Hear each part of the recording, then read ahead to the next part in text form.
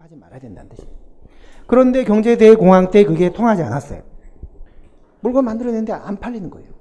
가격이 떨어지는데도 경기가 불황에 빠져서 가격이 떨어지면 우리 수요의 법칙에 따르면 수요가 늘어야 될 거 아니에요. 가격이 정상적인 경제라면 가격이 떨어지면 수요가 늘어나야 돼요. 근데 경제대공황은 가격이 떨어지면서도 안 팔리는 거예요.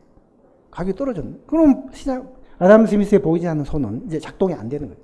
마비된 거죠. 그게 시장의 실패예요. 그게. 그래서 정부가 이제는 안 되겠다.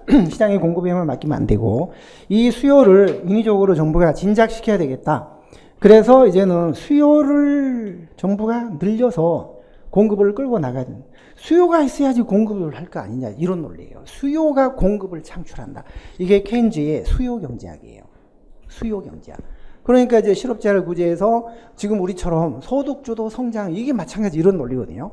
그러니까 가난한 사람들한테 돈을 막 풀어서 이 사람들이 뭔가 구매력이 생겨야 경제가 돌아간다. 기업에만 맡겨서는 안 된다. 이 논리거든요. 항상 이제 진보 쪽에서는 이런 논리를 강조하고 보수 쪽에서는 시장 논리를 강조하니까 공급이 수요를 창출한다는 말은 시장의 역할을 강조하는 입장이고 수요가 공급을 창출한다는 얘기는 정부의 개입 역할을 강조하는 입장이에요. 이걸 우리가 공급경제학, 이걸 수요경제학이라고 해요.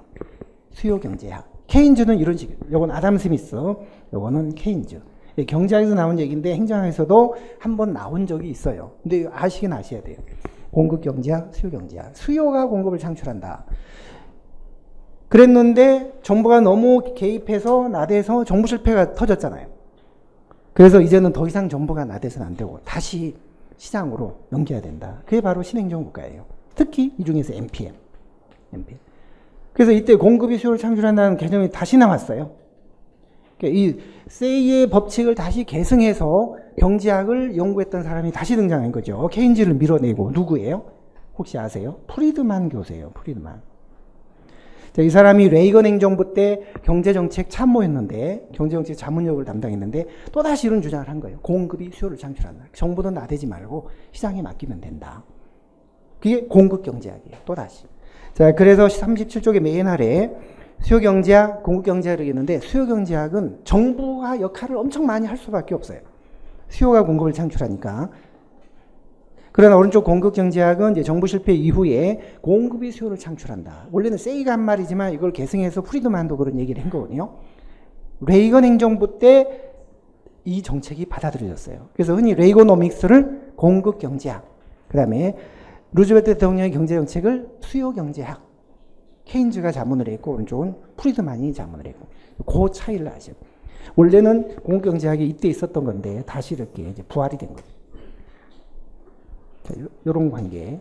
근데 입법관계는 입법국가는 요거, 현대행정국가는 요거, 신행정국가 특히 MPM은 요거. 다음 쪽으로 가볼게요. 왼쪽에 날개를 보시면 복지국가 서비스하고 신공공관리론에서 서비스가 어떻게 다르냐고 나와 있는데 그게 바로 요거예요. 요 차이. 요것과 요거. 요건 정부가 개입을 해서 못 산 사람들까지 다 형평을 맞춰주는. 이거는 시장에 맡기는 거예요. 뭐 능력에 따라 못 산 사람은 못 살고 하는 거지. 그건 뭐 정부 어떻게 책임지라는 얘기냐. 그 시장에 다시 맡기자는 논리고 이건 정부가 다 이거를 맞춰서 형평을 맞춰줘. 그러니까 여기서 추구했던 가장 중요한 가치는 형평이었어요. 형평. 복지니까. 복지국가니까 내셔널 미니멈이라는 게 국민적 최저 수준이에요. 그러니까 한 나라 안에서 살고 있는 국민은 능력이 있든 없든 간에 최소한 이 정도의 복지는 누려야 된다. 이게 복지국가 사상이에요. 내셔널 미니멈, 국민적 최저. 그건 이제 형평을 강조하는 거죠. 형평을. 그러나 여기서는 그걸 국가가 왜 책임지나? 효율만 강조하는 거예요. 효율. 개인 간의 능력에 따라 어떤 서비스나 복지 수준이 차별이 있을 수밖에 없다는 거죠. 그걸 정부가 어떻게 일률적으로 맞춰주냐. 그건 시장을 완전히 무시하는 거다. 여기는 형평, 효율. 여기는 복지, 탈복지. 여기는 수요 중심, 여기는 공급 중심. 뭐 이런 식이에요. 차이가 당연히 있을 수밖에 없어요.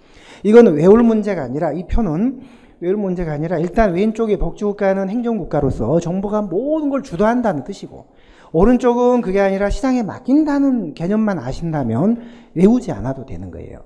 자, 그러나 한번 볼게요. 세 번째 칸. 복지국가 때는 형평. 오른쪽은 효율. 효율은 형평하고는 다른 거죠. 효율과 형평은 두 마리 토끼예요. 형평은 가난한 사람 챙겨주는 거예요. 효율은 가난한 사람 안 챙겨주는 거예요. 사회 전체적인 자원 배분에 최적화만 생각하는 거죠. 그 다음에 두 칸 아래 복지국가는 모든 걸 조정하고 정부가 관리 통제를 해요. 오른쪽은 시장이 다 하도록 하고 경쟁력만 지원합니다. 그 다음에 왼쪽은 내셔널 미니멈, 어떤 국가의 최저 수준을 정해놓고 그걸 다 맞춰주는 거예요. 오른쪽은 개인의 선호, 능력을 다 존중하는 거예요. 차별. 근데 왼쪽은 공급자인 관료의 역할이 중요해요. 정부의 역할. 오른쪽은 수요자가